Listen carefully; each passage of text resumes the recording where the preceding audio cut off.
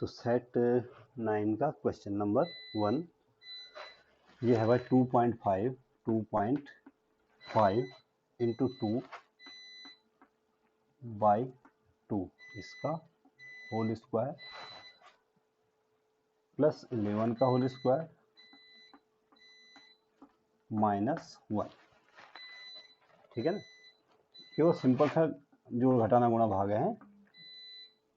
तो यहाँ पे 2.2 2 से 2 कैंसिल हो गया। ठीक है ना, बचा 2.5 का 6.25 6.11 का स्क्वायर और -1। तो 11 माइनस 120 हुआ, 120 और 6 कितना हुआ 1। ये आपका आंसर हो गया। ठीक है ना, नोट करते रहो बीच बीच में है जब मैं बोलूँ।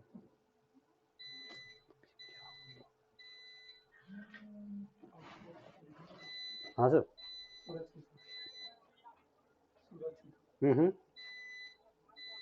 हाँ हाँ ठीक। हाँ सर, अभी करवा तो मैं थोड़ी देर में है। ठीक ठीक।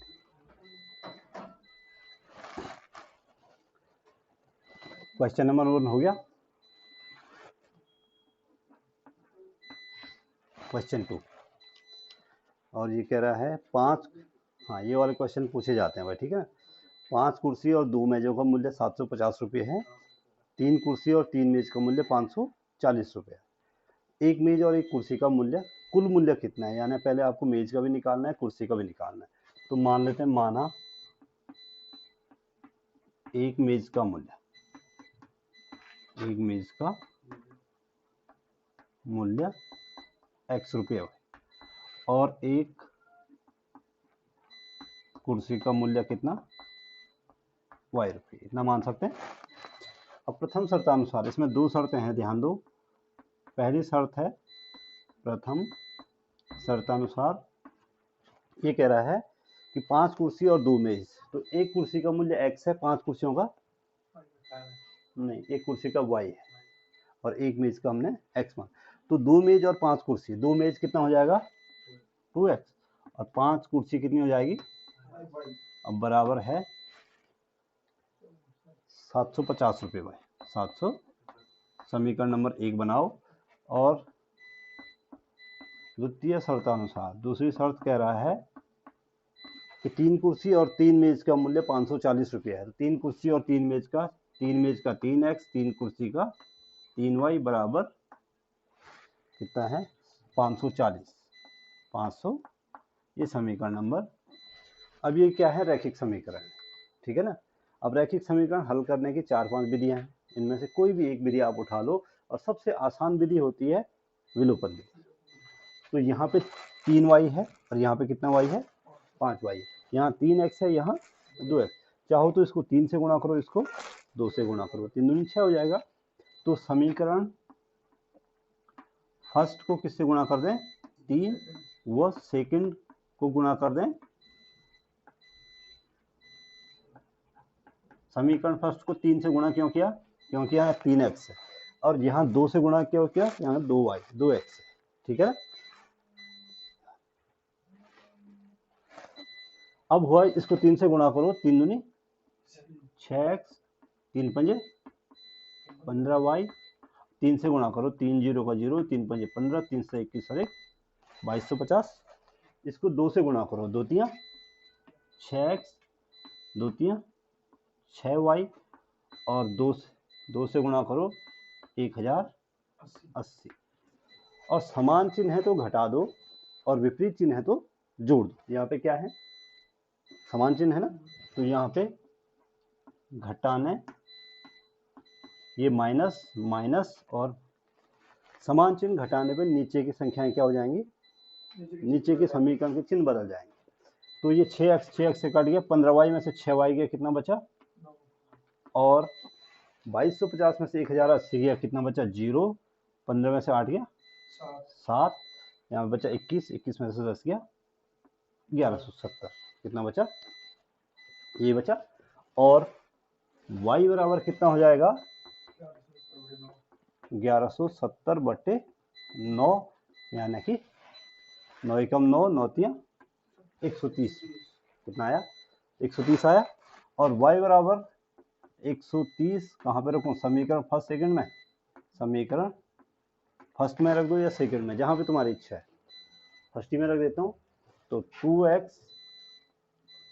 प्लस कितना 5y, 5 इंटू 130 बराबर कितना है भाई 750, 700, 2x 13 बजे 65, 650 हुआ बराबर 750, ठीक है ना। 2x बराबर हुआ 750 प्लस 650 जाके माइनस 600 घट जाएगा, और x बराबर हुआ भाई देखो यहाँ 100 बचा और बट्टे 2, x बराबर 50, x बराबर, अब ये एक किसका मूल्य है, मेज का, एक मेज का मूल्य है 50 रुपये, और एक कुर्सी का मूल्य क्या है, एक कुर्सी का मूल्य कितना है, नहीं x, हाँ ठीक है 130 रुपये, और इसलिए एक कुर्सी तथा एक मेज का मूल्य, एक मेज का, सवाल में क्या पूछा था, एक कुर्सी और एक मेज का मूल्य कितना होगा, तो एक कुर्सी और एक मेज का मूल्य हो गया भाई 130 प्लस 50 यानी कि 180 रुपये, 100, ये आपका आंसर होगा। आसान सवाल है, ठीक है। तो ऐसा एक क्वेश्चन जरूर आता है भाई, जिसमें आपको क्या बनाना है, रैखिक समीकरण बनाना है और फिर उसको सॉल्व करना है, ठीक है। इसके बाद क्वेश्चन नंबर 3, क्वेश्चन नंबर 3 है, हाँ साधारण ब्याज वाले में कई सारे सवाल बता चुका हूँ, फिर रिपीट करने की आवश्यकता नहीं है। आयत का, हाँ आयत की लंबाई दे रखी है भाई, आयत की लंबाई दी है 15 मीटर, आयत की लंबाई कितनी है 15 सेंटीमीटर है, 15, और विकर्ण भी दिया है भाई, आयत का विकर्ण दिया है 17 सेंटीमीटर, 17, और आपको बोला हुआ है कि आयत का क्षेत्रफल निकालो, आयत का क्या निकालो। अब आयत का क्षेत्रफल क्या होता है, लंबाई गुणा गया चौड़ाई, तो आप जानते, आपके पास अगर चौड़ाई भी हो जाती, लंबाई को आपको दिया है 15 सेंटीमीटर, विकर्ण भी दिया है, लेकिन आपको चौड़ाई नहीं दी, सबसे पहले हम चौड़ाई निकालेंगे। तो सबसे पहले आपको ध्यान रखना है कि आयत के लिए ध्यान से देखो भाई हैं, आयत के लिए लंबाई का स्क्वायर प्लस चौड़ाई का स्क्वायर बराबर होता है विकर्ण का स्क्वायर, याद रहेगा। किसी भी आयत के लिए लंबाई का स्क्वायर प्लस चौड़ाई का स्क्वायर बराबर क्या होता है, विकर्ण का स्क्वायर। वो कैसे होता है, देखो ये आयत है, ये क्या है, ये इसकी क्या है लंबाई, और ये क्या है चौड़ाई, और ये क्या है भाई, ये क्या है विकर्ण, ये क्या है। अब अगर आप थोड़ा सा इस पे ध्यान से देखोगे इस वाले हिस्से को, तो ये वाला हिस्सा क्या है, समकोण त्रिभुज है, जो मैंने छायांकित किया हुआ है, ये वाला हिस्सा क्या है समकोण त्रिभुज दिख रहा है। और समकोण त्रिभुज में कर्ण का वर्ग बराबर लंबाई का वर्ग धन चौड़ाई का वर्ग, यानी कि आधार का वर्ग धन ऊंचाई का वर्ग होता है। तो ये पाइथागोरस की प्रमेय है एक्चुअल में, ठीक है। तो लंबाई का वर्ग आप कितना है, लंबाई 15 का वर्ग, चौड़ाई मालूम नहीं है, चौड़ाई को ऐसे रहने दो, और ये कितना है 17 का स्क्वायर, विकर्ण कितना है 17, तो 15 का स्क्वायर 225 प्लस चौड़ाई आपको मालूम नहीं है तो इसको ऐसे रहने दो, और ये 289 होता है भाई, और यहाँ से चौड़ाई का स्क्वायर बराबर हो जाएगा 289 माइनस 225, यानी कि चौड़ाई का स्क्वायर तो हो जाएगा 64, कितना हो जाएगा 64, तो चौड़ाई बराबर कितना हो जाएगा, चौड़ाई हो गई √64 यानी कि 8 सेंटीमीटर, कितना निकला। और इसलिए हमें आयत का क्षेत्रफल चाहिए था, हमें क्या चाहिए था, आयत का क्षेत्रफल क्या होता है, लंबाई गुणा गया चौड़ाई। तो लंबाई कितनी है 15, चौड़ाई कितनी है 8, यानी 120 मात्रक क्या आएगा भाई, सेंटीमीटर का स्क्वायर। क्षेत्रफल का मात्रक हमेशा वर्ग। आ गई बात समझ में, ठीक है। क्वेश्चन नंबर 4, आज के लिए क्वेश्चन नंबर 4 है। ये कह रहा है 5:4 के समतुल्य अनुपात कौन सा है। समतुल्य अनुपात का मतलब है जो कटने के बाद, सरल होने के बाद 5:4 आए। तो 5:4 का समतुल्य अनुपात 4:5 तो नहीं हो सकता है, 25:16 हो सकता है, क्योंकि 5 में 25 नहीं, 25:16 125 100, तो 25 में 125, 25 चौको 100, तो आंसर हो जाएगा 125 और 100। कर लोगे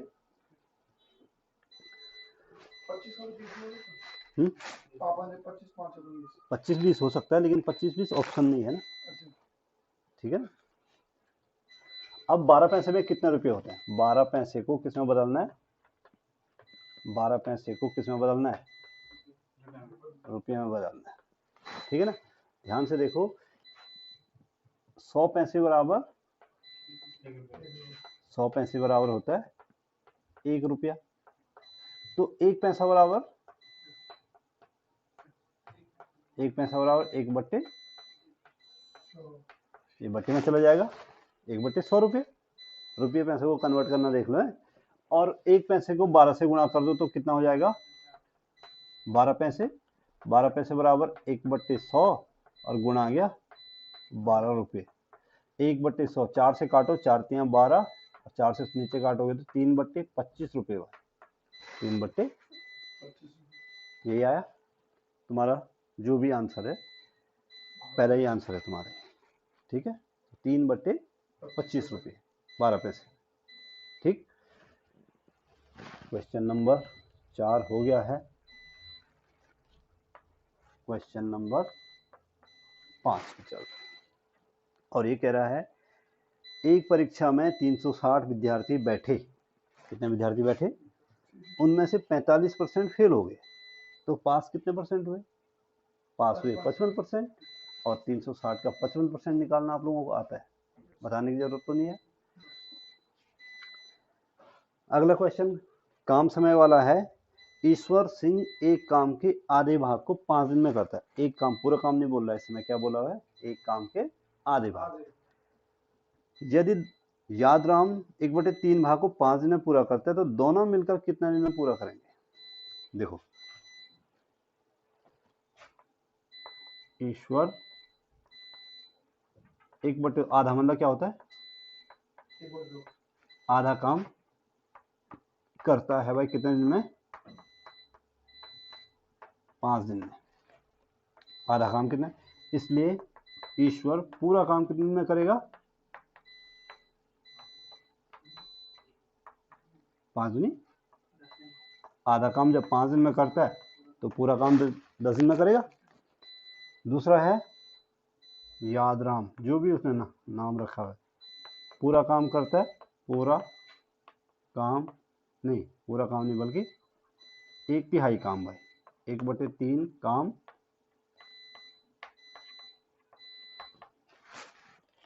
एक बटे 3 काम करता है 5 दिन में। तो पूरा काम कितने दिन में करेगा वो भी निकाल देना है, इसलिए यादराम पूरा काम करेगा। पूरा काम कितने दिन में, 1/3 करता है 5 दिन में, तो पूरा कितना करेगा, 15 दिन में करेगा, 5 या 15।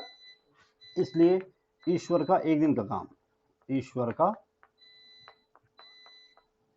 एक दिन का काम निकालना होता है, ध्यान रहे, एक दिन का, ईश्वर का एक दिन का काम बराबर होता है 1/, पूरा काम करने में लगे दिनों की संख्या।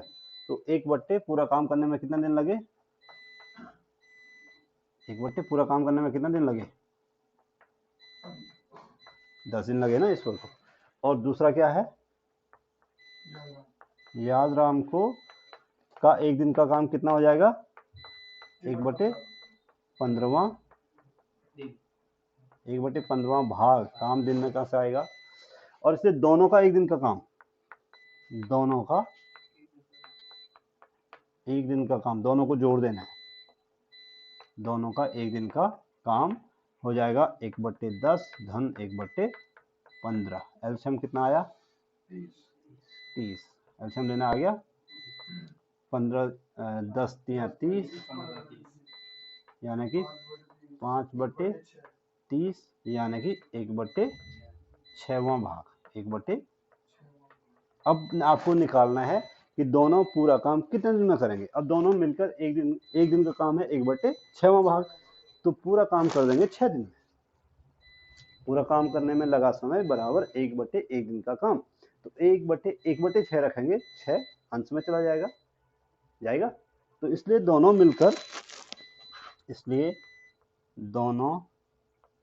मिलकर पूरा काम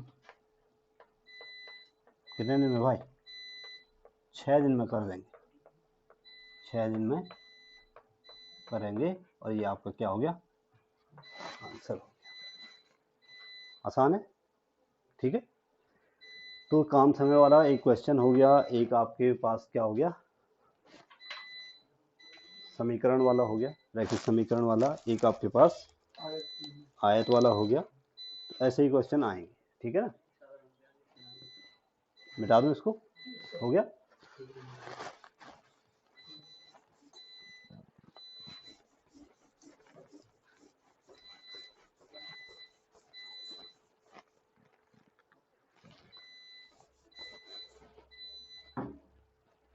ठीक है, और इसके बाद है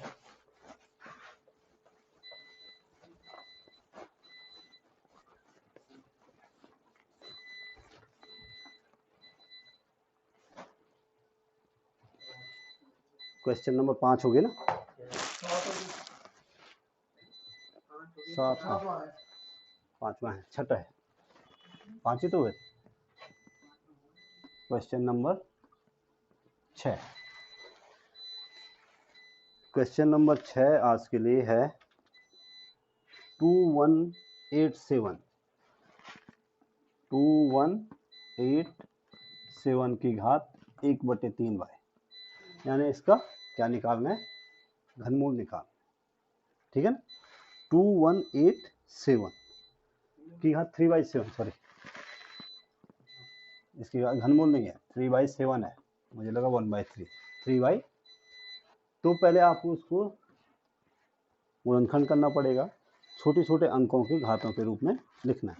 देखो 2187 के क्या करो गुणनखंड, तो 3 से जा रहा है भाग, 3 7 21, 3 दूनी 6, 3 नम्मा 27 जा रहा है, फिर 3 से जा रहा है, 3 दूनी 6, फिर 3 से जा रहा, फिर 3 से जा रहा है 27, 3 से 9, 3 से 3 और फाइनली 3 से 1, ठीक है ना। तो इसलिए आप कह सकते हैं भाई 2187 की पावर कितनी है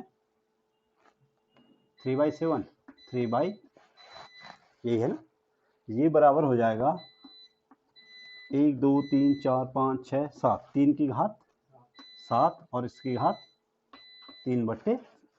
अब आपको मैं बता चुका हूँ पहले ही, a की पावर m इन और इसकी पावर n बराबर क्या हो जाता है a की पावर mn, घात के ऊपर घात है, घातें आपस में गुणा हो जाती है, तो ये हो जाएगा 3 की पावर 7 इंटू 3/7, 7 से 7 कटा, कितना बचा 3 की पावर 3, 3 के 9 27, ये आपका आंसर हो गया, ठीक है,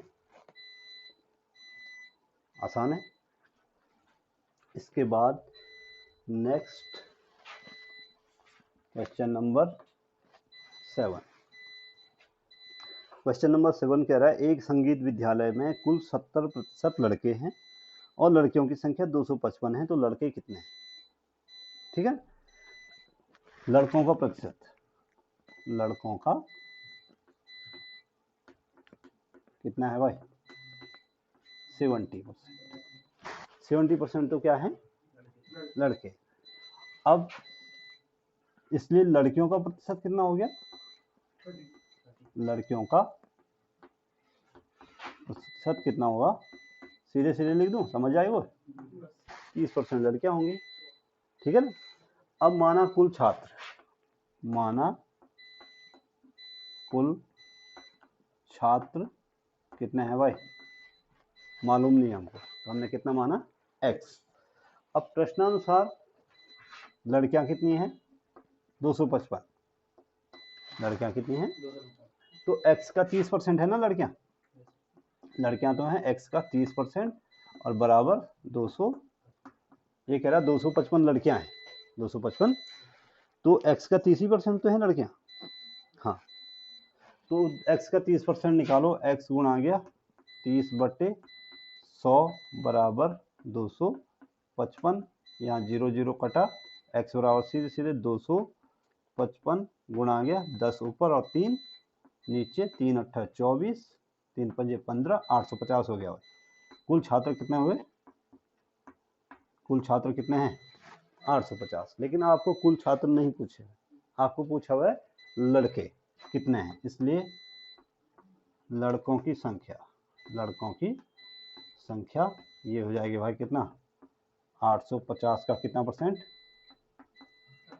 70% लड़के, या आप चाहो तो 850 में से 255 घटा भी सकते हो, ठीक है ना, कुल छात्रों में से लड़कियों की संख्या घटा दो, तो लेकिन ऐसे भी कर सकते हैं, 855 गुणा गया 70/100, 0 0, 855 मेरे 850, 850 गुणा गया 70/, और ये 0 ये भी कट गया, 7 5 35, 7 8 56 और 3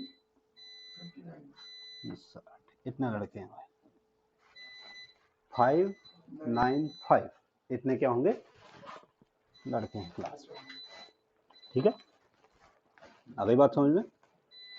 इसका next question, question number 8, question number ये कह रहा है, एक वृत्ताकार बाग की त्रिज्या 28 मीटर है, तो परिधि निकालो। बता चुका हूं मैं आपको, 2πr होती है, त्रिज्या दे रखी है, परिधि निकालना आ जाएगा, हो जाएगा, हाँ।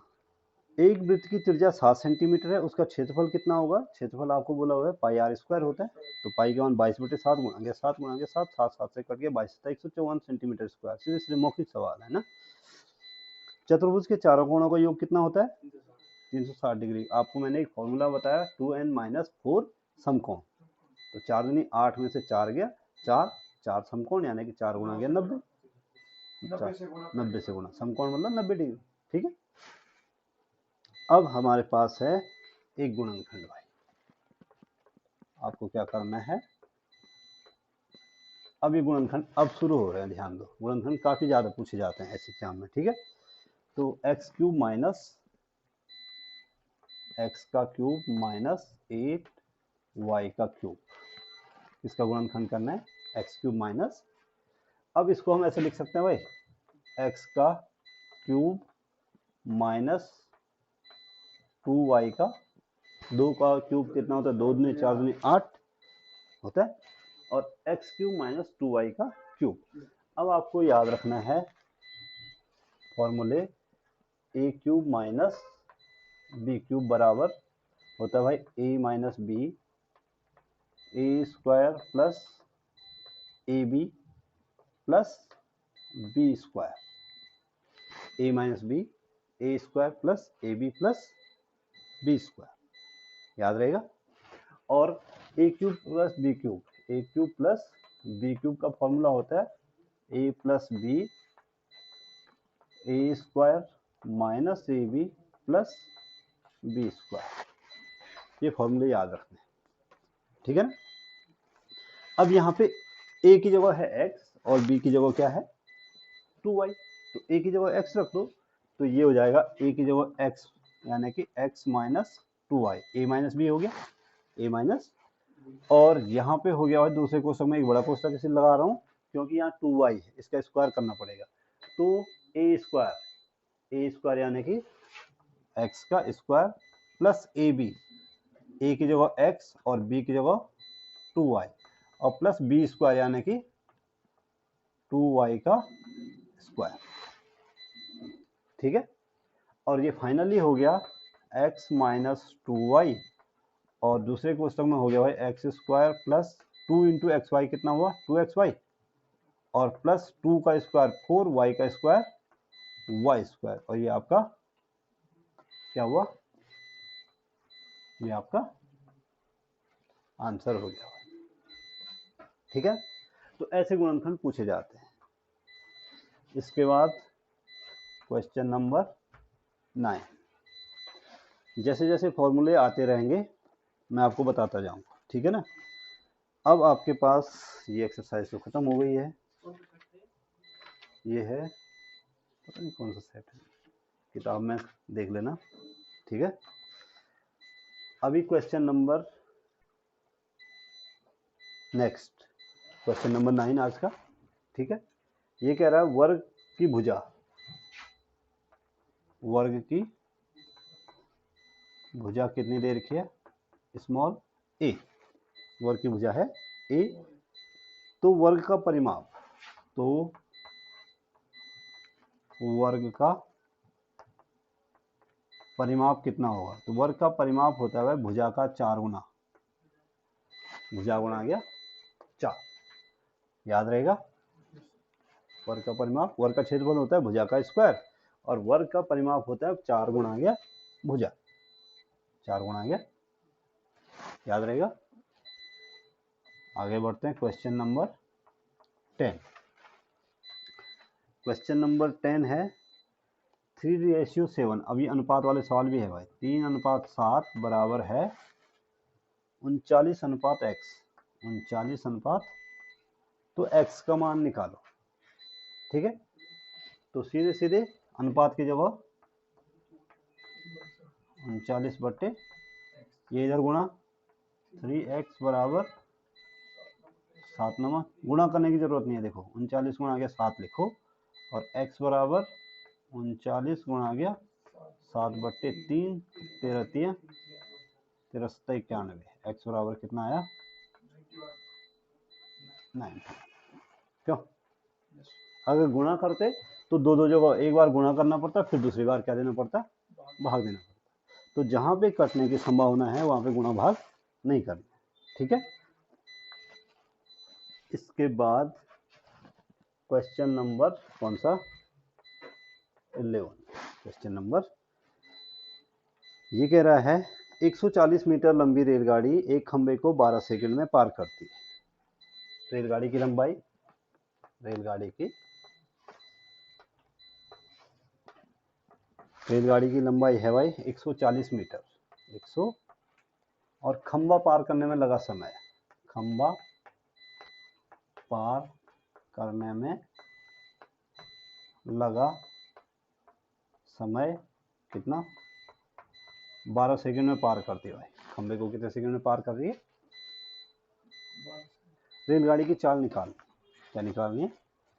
अब आप जानते हैं चूंकि रेलगाड़ी, देखो मैंने आपको इससे पहले भी एक सवाल आया था जब मैंने आपको बताया था कि कोई भी रेलगाड़ी किसी भी खंबे को पार करने में अपनी लंबाई के बराबर दूरी तय करेगी। तो तय दूरी कितनी हो जाएगी, यहाँ पे जो तय दूरी हो जाएगी रेलगाड़ी की लंबाई, रेलगाड़ी की यानी दूरी हो जाएगी भाई कितना 100, जितनी रेलगाड़ी की लंबाई, क्योंकि जब पहला डिब्बा पोल पे आएगा और जब तक लास्ट डिब्बा क्रॉस न हो तब तक क्रॉस नहीं मानी जाएगी।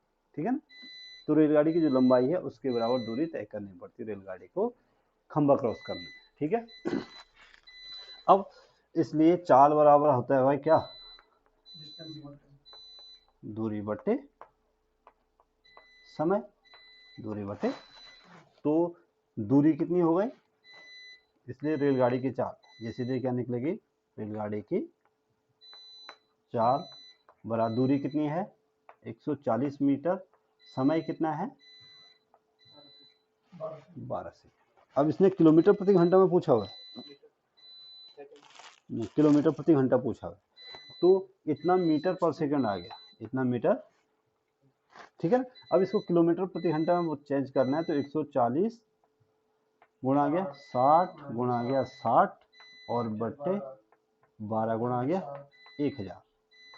60 गुणा गया 60 से गुणा कर देना है और 1000 से क्या देना है, इतना किलोमीटर पर आवर हो जाएगा। 1 2 3 1 2 3 6 कट गया, 6 दूनी 12, 6 दूनी 12 और ये 3 कटा 6 दूनी, ठीक है। और ये 14 कितना हुआ, 42 किलोमीटर पर आवर। तो चाल को मीटर पर सेकंड से किलोमीटर प्रति घंटा में बदलना है, तो 60 गुणा गया 60 से गुणा करो और 1000 से क्या दो, भाग दो। और अगर चाल को जो है किलोमीटर प्रति घंटा से मीटर पर सेकंड में चेंज करना है, तो 1000 से गुणा करो और 60 गुणा गया 60 से क्या दो, भाग दो। याद रहेगा, ठीक है, नोट करो।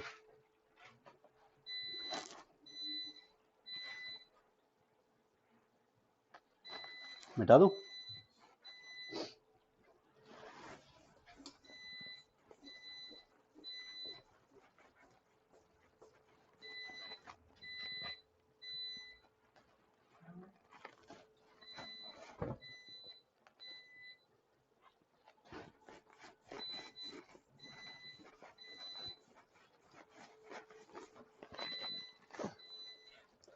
अब कुछ आज के लिए कुछ बेसिक फॉर्मूले बताते हैं, ठीक है ना।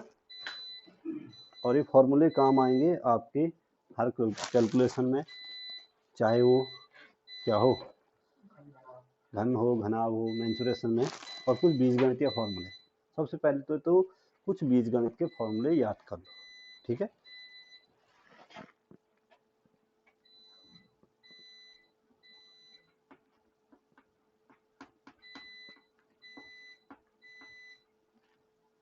बीजगणितीय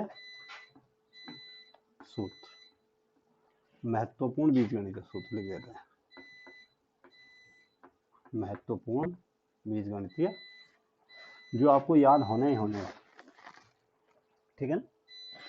और इसमें जो पहला सूत्र है ये है भाई a प्लस बी का बराबर होता है a square plus 2ab plus B square. याद है सबको। दूसरा जो सूत्र होता है इसमें a माइनस बी का बराबर होता है भाई a square minus 2ab plus B square, ठीक है। तीसरा जो फॉर्मूला होगा ये होगा a प्लस बी का whole cube, a plus B का, तो ये होगा a क्यूब प्लस बी का cube plus 3ab a plus B, A cube plus B cube plus 3ab a plus B. चौथा जो सूत्र होता है आपको याद रखना है a माइनस बी का whole cube, a minus B का, तो ये होता है a cube minus B cube minus 3a minus B, क्योंकि बी स्क्वायर वाला देखो 3a स्क्वायर बी होगा और 3 माइनस माइनस का प्लस 3ab स्क्वायर यहाँ, ठीक है। चौथा, पांचवा मैंने अभी आपको बताया था गुणनखंड वाले, a क्यूब माइनस, अब इसके गुणनखंड क्या होंगे, a minus b a square plus A b plus B square. छठा आपको याद रखना है a cube plus B cube का, ये होता है a plus B a square minus a b plus B square, ठीक है ना। सातवां जो आपको याद रखना है, अगर हम गुणा करते हैं x प्लस ए को गुणा करें x प्लस बी से, तो इसका मान होता है भाई X square plus A plus B X plus A B, ठीक है ना। आठवां जो फॉर्मूला आपको याद रखना है,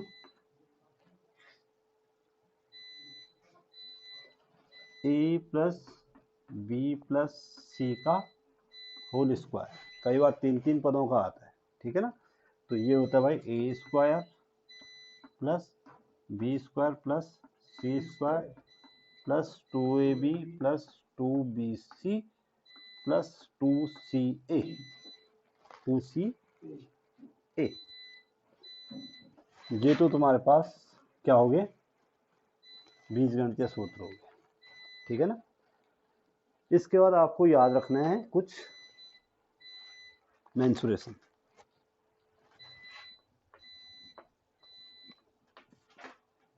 मेंसुरेशन समझते हो, मेंसुरेशन जिसमें अलग अलग आकृतियों के हम क्या निकालते हैं, क्षेत्रफल निकालते हैं, आयतन निकालते हैं। और इसमें मेंसुरेशन में सबसे पहला आता है भाई घना, सबसे पहले आता है घन। पहले घन ही ले लेते हैं, घन को हम क्यूब बोलते हैं। क्या बोलते हैं, देखा हुआ किसी ने क्यूब, क्या होता है, हाँ वो भी एक क्यूब होता है, जैसे डाइस होता है, पासा होता है ना, वो एक परफेक्ट क्यूब होता है। अब ये चौक का डिब्बा नहीं है क्यूब, छोटी वाली चौक का डिब्बा भी क्यूब होता है, ठीक है ना। अब क्या होता है क्यूब, हाँ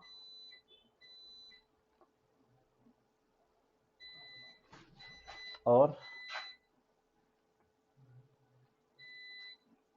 अब यहाँ पे हम इसको ऐसे दिखा पाएंगे, ठीक है। इसके 6 पृष्ठ होते हैं, एक पृष्ठ तो ये हो गया, ठीक है, एक पृष्ठ इसके पीछे हो गया, एक पृष्ठ ये हो गया, ये दो हो गए, एक इसके पीछे वाला, ठीक, एक इस सामने वाला और एक उसके पीछे। जैसे मैं आपको दिखाऊं, ये क्यूब नहीं है, ये क्या है, ये क्यूबॉइड है, ठीक है ना, ये चौक का डब्बा। अब ये एक पृष्ठ, ये दो पृष्ठ, ये तीन पृष्ठ, इसके पीछे वाला चार पृष्ठ, ये पांचवा पृष्ठ और ये छठा पृष्ठ। तो 6 पृष्ठ होते हैं भाई, और सारी की सारी भुजाएं समान होती है। इसकी लंबाई भी ए, चौड़ाई भी ए और ऊंचाई भी कितनी होती है, ए। लंबाई चौड़ाई ऊंचाई सब एक समान होती है। तो मान लेते हैं, माना घन की कोर, इसको कोर बोलते हैं, इसको क्या बोलते हैं, कोर या भुजा, कोर या भुजा बराबर ए मात्रा। आपको मैंने बताया 6 लंबाई चौड़ाई ऊंचाई सब बराबर होंगी, ठीक है। इसलिए नंबर फर्स्ट, घन का आयतन, घन का आयतन होता है भुजा का क्यूब, यानी कि ए क्यूब। और मात्रक, घन मात्रक भाई, मात्रक क्या होगा, घन का पृष्ठीय क्षेत्रफल, घन का पृष्ठीय। देखो घन के 6 पृष्ठ होते हैं और 6 के 6 वर्गाकार पृष्ठ होते हैं, क्योंकि सभी भुजाएं क्या हैं, बराबर है। तो ये हो जाता है 6a² इतना वर्ग मात्रक, ठीक है। और तीसरी और महत्वपूर्ण चीज आती है घन का विकर्ण।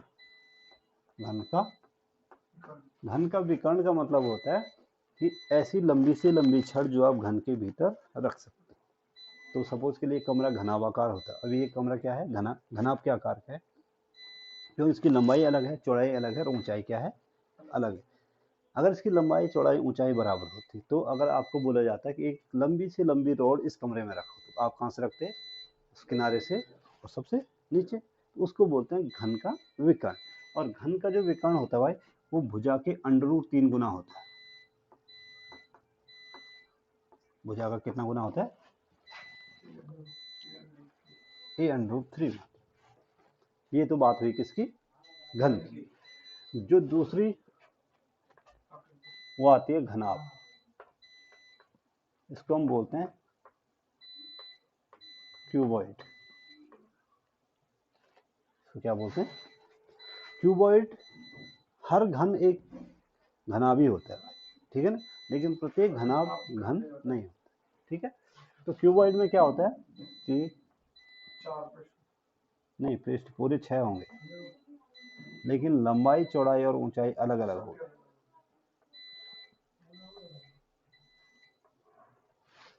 लंबाई सपोज के लिए L है, चौड़ाई B है, और ऊंचाई को क्या लिखते हैं, H, length breadth and height. तो मान लेते हैं, माना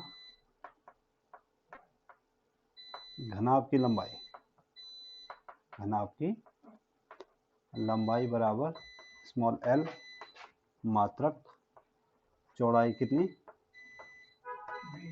स्मॉल b मात्रक, और ऊंचाई कितनी, स्मॉल h। लंबाई चौड़ाई ऊंचाई हो गई। तो सबसे पहला जो फॉर्मूला घनाभ का जो आयतन होता है भाई, वो तीनों भुजाओं के गुणनफल के बराबर होता है, यानी कि L into B into H, इतना घनमात्रक, ठीक है। जो दूसरा फॉर्मूला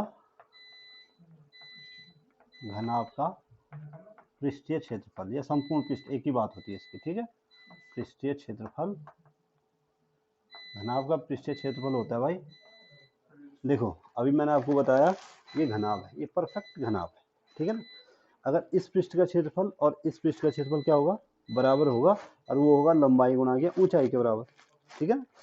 इस पृष्ठ का और इस पृष्ठ का क्षेत्रफल बराबर होगा, वो होगा चौड़ाई गुणा के ऊंचाई के बराबर, और इस पृष्ठ का और इस पृष्ठ का क्षेत्रफल क्या होगा, बराबर होगा चौड़ाई गुणा के लंबाई के बराबर। तो हर दो पृष्ठों का क्षेत्रफल बराबर होगा, तो दो को गुणा कर दो, लंबाई गुणा के चौड़ाई, BH प्लस HL, इतना वर्ग मात्रा। और तीसरा और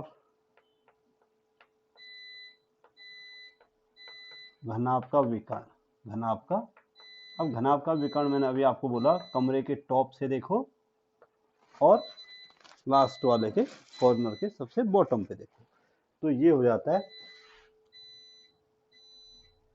अंडर रूट L का स्क्वायर प्लस B का स्क्वायर प्लस H का स्क्वायर, इतना मात्रा, L square plus B square plus, याद रहेगा।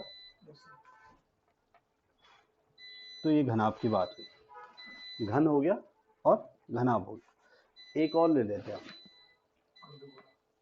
नहीं पहले बेलन ले लेते हैं, तीसरा हम क्या ले लेते हैं, बेलन यानी कि सिलेंडर।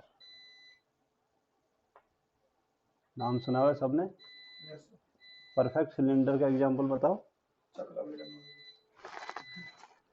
चकला बेलन परफेक्ट सिलेंडर नहीं होता, क्योंकि इसके किनारे क्या होते हैं, पतले होते हैं, और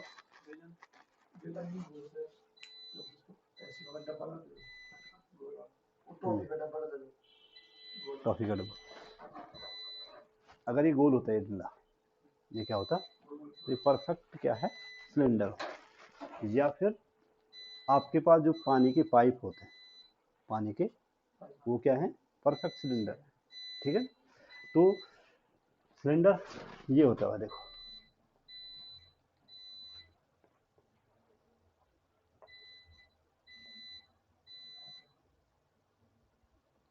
नीचे भी वृत्ताकार, ऊपर भी, और बीच में वक्राकार, बीच में जैसे चौक है, हमारे पास सबसे परफेक्ट सिलेंडर तो ये चौक है, ये वक्र पृष्ठ कहलाता है।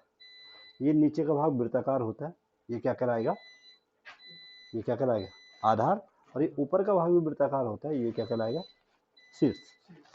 अब देखो, अगर आधार या शीर्ष, इसकी त्रिज्या बराबर होती है भाई हमेशा, ठीक है ना। तो इसकी त्रिज्या अगर हम कितना मान लें,